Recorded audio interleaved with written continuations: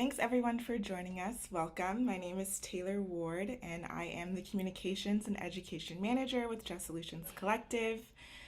For those who don't know, the Just Solutions Collective identifies and promotes just solutions to climate change from Black, Indigenous, Latinx, Asian, and frontline diasporas. And we provide informed analysis, reports, and more on the just solutions for an energy future that supports replication of community developed, equitable, and just solutions. Thank you for joining us today for our briefing on the Inflation Reduction Act. We are excited to highlight some of the findings, and especially from our recent report on the IRA, and what all of this really means for environmental justice. So today's event will include a presentation from Sylvia Chi, the Senior Strategist at Just Solutions Collective, and to share a little bit about Sylvia. So her role at JSC is to further policy innovation, foster peer learning, and help to build greater policy capacity for BIPOC-Frontline groups. Sylvia is an attorney and climate justice policy expert based in Oakland, California, and she currently leads on policy advocacy and implementation of the California Public Banking Alliance, and was a principal co-author on AB 857 in 2019, which established a licensing framework for public banks in California. So after Sylvia's presentation, we will have time for Q&A. So throughout the presentation, feel free to drop any questions you have in the chat or use the Q&A box feature, and we'll get to those at the end of the presentation. And so with that, I will hand it over to Sylvia to get us started. All right, thanks, Taylor. Let me just give me 1 second while I get my screen sharing set up. Okay, I think this should work. Okay, so that works, right? Yes. Folks can see it? Okay, cool. All right, so thanks everyone for joining us. I'm going to try to speed through this presentation so that we can get to questions and answers, because I know folks have lots of questions. So the Inflation Reduction Act, hopefully you have heard a little bit about it. It is the biggest congressional action on climate ever. It was signed in August. And despite the name, it is not primarily about inflation. It is really the majority, the vast majority of the spending is on climate and environmental action. And you may have heard that it makes some progress towards the administration's climate goals. So the Biden administration has set a goal of achieving 50% reductions from 2005 levels by 2030, I think. And this law is modeled, the models estimate that it will reach 40% reduction. So a significant way towards that goal, although not completely meeting it. And that's compared to 25 to 35% reductions that were expected in a business as usual scenario where that law was not passed. So, and just in terms of a tiny bit of context, the Inflation Reduction Act has had a relatively long and torturous history. It originally started as a $3.5 trillion bill that was then split into the infrastructure law, the Infrastructure Investment and Jobs Act, which was passed last year. And then the other section became known as the Build Back Better Act, which was further negotiated over several months, and then they removed a bunch of sections from it, including a lot of spending that would have supported housing and public housing, rental vouchers, etc., as well as all the social safety net support spending, including the expansion of the child tax credit. So all of those pieces were removed, and instead it's mostly focused on energy and climate. So this graph shows the overall spending in the bill, and it's split up by the titles in the bill, which correspond to the Senate committees that dealt with those sections of the law. And what I really want everyone to just take away from this is that the vast majority of the spending in this bill is in tax credits. So it's not direct spending from the government. It's mostly these tax expenditures, which is not like real direct spending from the government. It's just allowing for taxpayers to make these claims for credits on their tax returns. And we'll get in a little more detail of how that works in a minute. So that's why in this graph, you'll see the big orange bars in finance, that is all tax credits. And then you can see how the rest of the spending is divvied up across the other titles. And that's in appropriations, which I'm considering direct spending. So the other things just to keep in mind, there are some other pieces of spending in the bill, including spending on IRS enhancement, resource enhancement. So the IRS is supposed to be able to better enforce the tax laws. That's the idea. And then they're also expecting to bring in $313 billion in corporate alternative minimum tax revenues and more revenues from that IRS resource enhancement. So this slide is just showing the some more information about the energy tax credits. There's $271 billion total. And the smaller pie graph there shows how it breaks down between commercial and individual tax credits.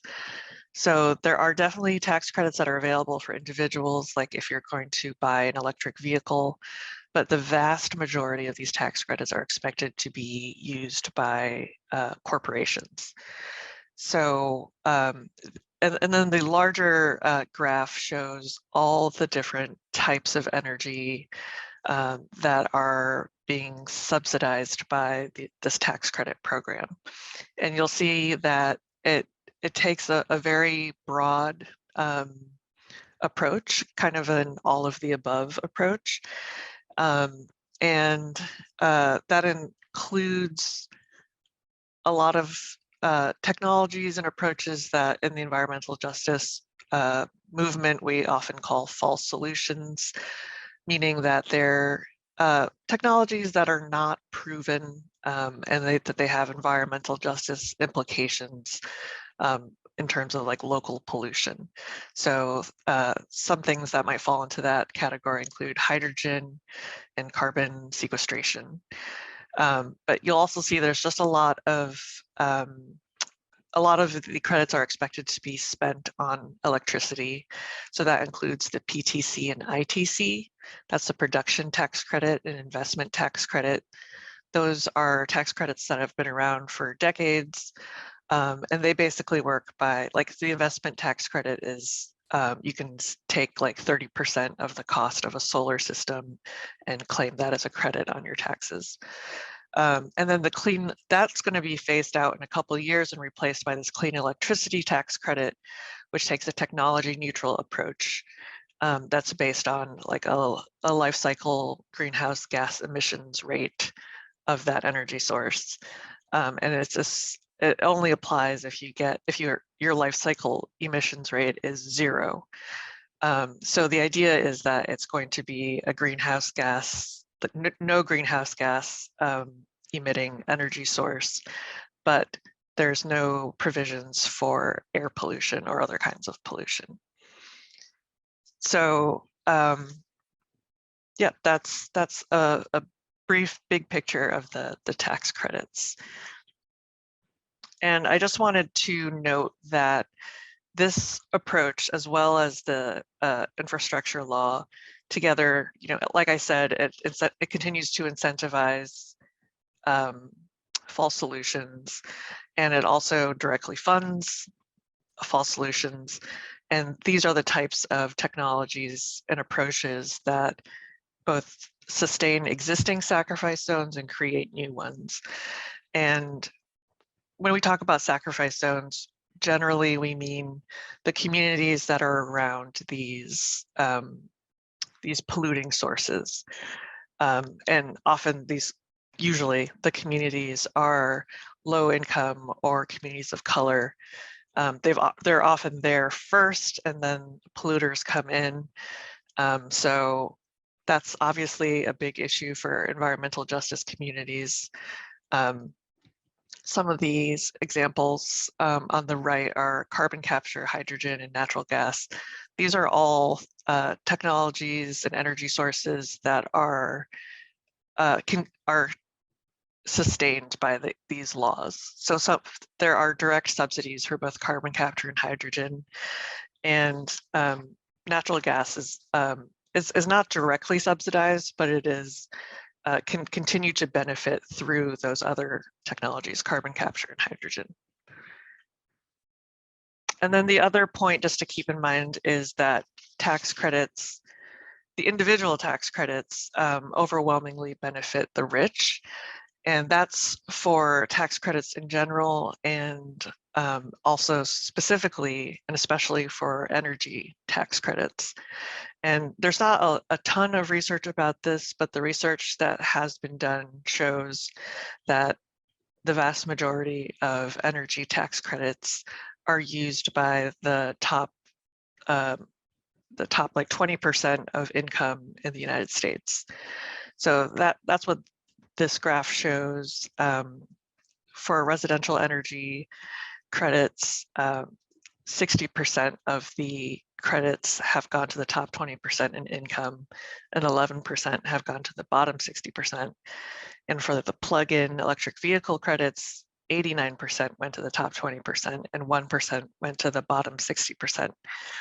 And then the infographic in the bottom right shows even more how that affects households with related to the solar ITC, which is another individual tax credit that you can use to pay for like a rooftop solar system.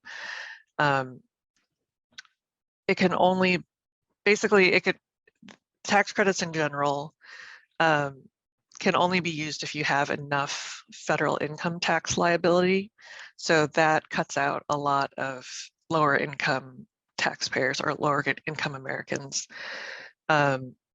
Because the way that tax credits works is they apply as a payment to reduce your tax bill. And for people who don't have enough income to owe taxes, they can't make use of these tax credits. And then you also need to have the upfront money to pay for some of these expenses, and then be able to have enough cash flow to wait around until you get your return. And then for a lot of these, especially the residential tax credits, you need to be a homeowner to take advantage of it, because if you're a renter, you can't just decide to do an energy efficiency upgrade of your unit or put a solar panel on your roof. So that's all to say is that the tax credits really only benefit a segment of the population in terms of the individual tax credits. And also just to note that these tax credits are not refundable. That was something that was, there was a lot of advocacy around during the negotiation process, but it did not get, it did not end up being in the bill that passed. So if you saw my report, what we did was basically count up everything in the bill and try to quantify how much spending was going to go specifically to EJ, or environmental justice. And this slide shows basically what the methodology was for counting, for what counts as environmental justice. And generally, my focus was trying to see which programs were most likely to reach and benefit people in low income and disadvantaged communities. And the way I did that was I included wherever there were required carve-outs for low income or disadvantaged communities. I also counted all tribal and insular area funding, so places like Puerto Rico. and then other justice and transition oriented programs. And that includes the USDA discrimination financial assistance. So that's a program that is offering financial assistance to people who experience discrimination from USDA lending. I counted that as like a kind of justice oriented program. And then I also included the Superfund reauthorization because that is, it's putting into practice the polluter pays principle. And then the other programs listed there just have required carve outs for low income or disadvantaged communities.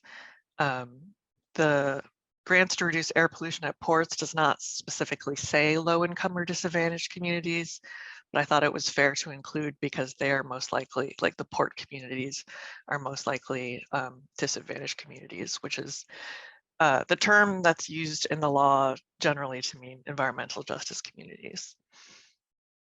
And then I excluded programs where it was an option to spend on underserved, low income or disadvantaged communities. And I also excluded programs that target low and moderate income homeowners.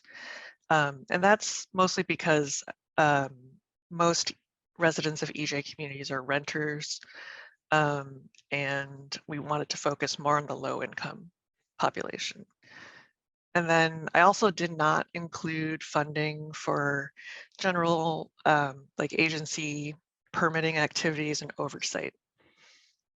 So some of the examples of programs that I didn't include are below that.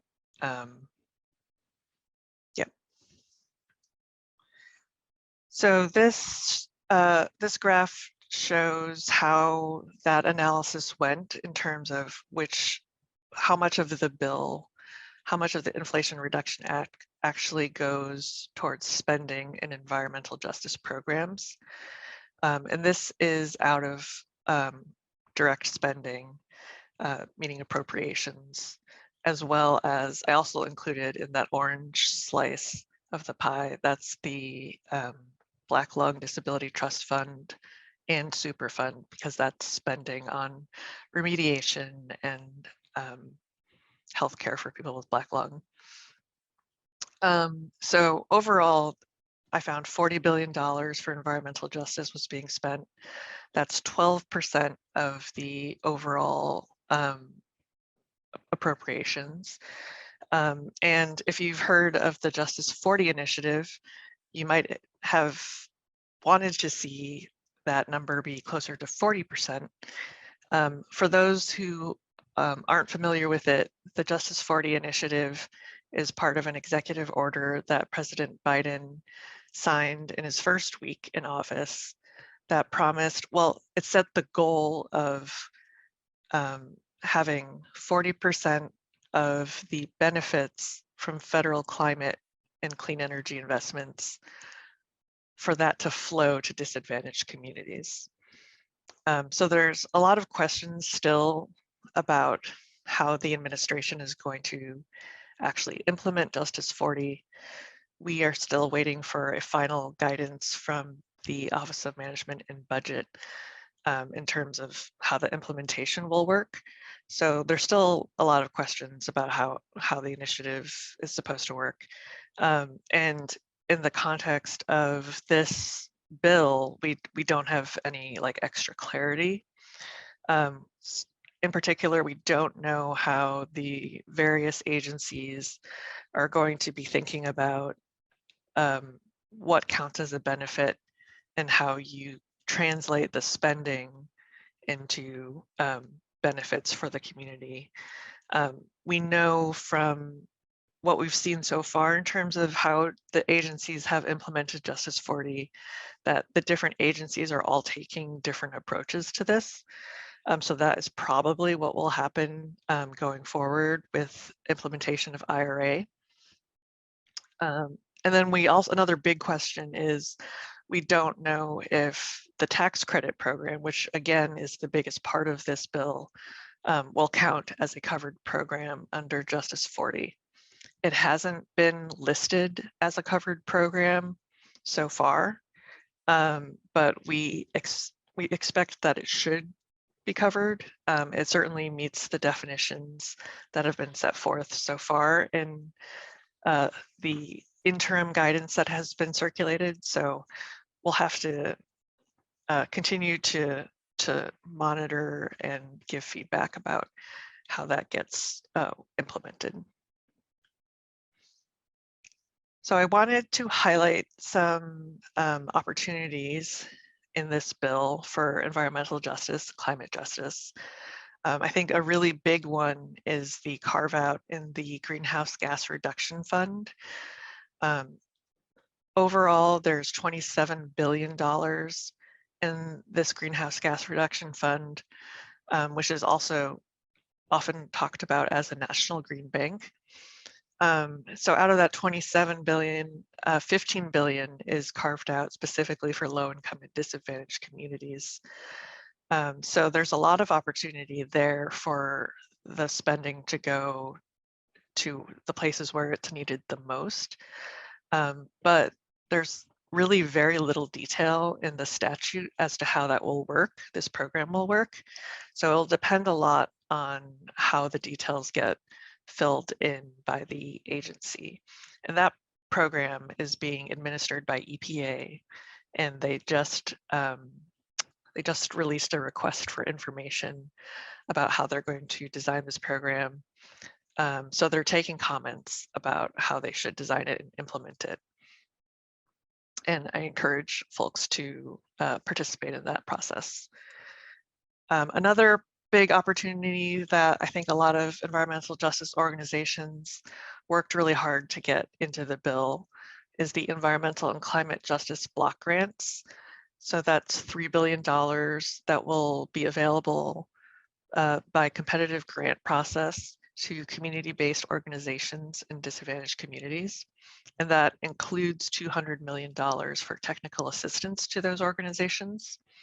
And the requirements for that are very broad, so it can be used for a really large variety of programs and projects. And then the other big innovation in this bill is the direct pay option for tax credits. And that means that nonprofits and state and local governments who previously weren't able to use tax credits now are able to use them. And they weren't able to use them before because they are tax exempt. And so they didn't have any income tax liability. So if they wanted to use tax credits in the past, they would have had to enter into these like complicated deals, tax equity deals with other entities that have tax liability.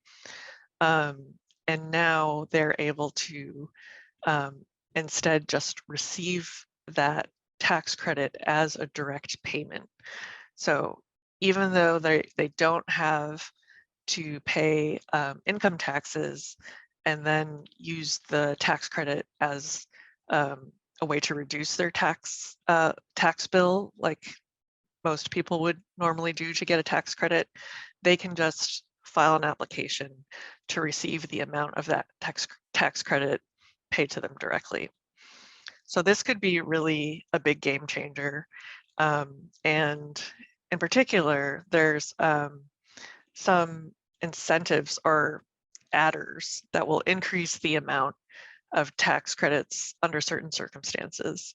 So that includes if the facilities are in energy communities, which has a really broad definition to include places where a coal mine or coal-fired power plant has closed down, or places where a majority of the employment and tax revenue come from fossil fuel-based industries, or brownfields, meaning places that were polluted from either ongoing or historical pollution and are now being remediated.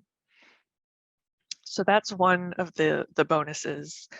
There's also another program that has an environmental justice capacity limitation but basically it's wind and solar in low-income communities.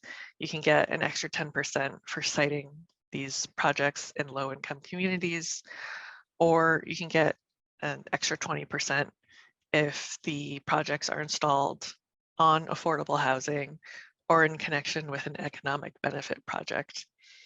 And an economic benefit project is defined as a project where over, I think it says 50% of the financial benefits of the electricity produced are equitably distributed among low-income households. So that's defined quite loosely in the statutory text, but I think generally they were thinking of something like community solar. So those are some of the opportunities. The lowlights, I already talked a bit about false solutions. And then in addition to that, there were some concerning provisions in the bill about reinstating oil and gas lease sales that were previously stopped by courts, and then also only making federal lands available for solar or wind development if the government also offers a certain amount of oil and gas leases for sale. So those pieces are not great, but it is important to keep in mind that they're calling for lease sales, and it doesn't necessarily mean that those leases will be developed and extraction will happen. So just to point out that there are more opportunities to challenge those. So now that the bill is passed, there's a lot of implementation that's going to happen. And unlike the infrastructure bill, which passed last year, in that bill, a lot of the implementation is happening through the Department of Energy and the Department of Transportation. And a lot of the rules that are going to come out for this bill will be through Treasury, which they're currently working on now, and EPA. And here, there's some examples of the programs they'll be implementing.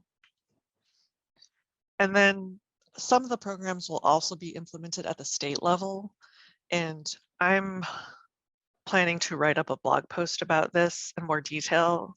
But this lays out some of the this lays out all of the programs that have a state implementation piece of it. This slide is all the EPA programs that the states will have a piece of. And then this is all the other agencies. And I highlighted in yellow the pieces that have to do with the energy rebates that the Department of Energy will be administering. So I'll stop there and hopefully we can get to some questions. Awesome. Thanks, Sylvia. Yes, we had a few questions.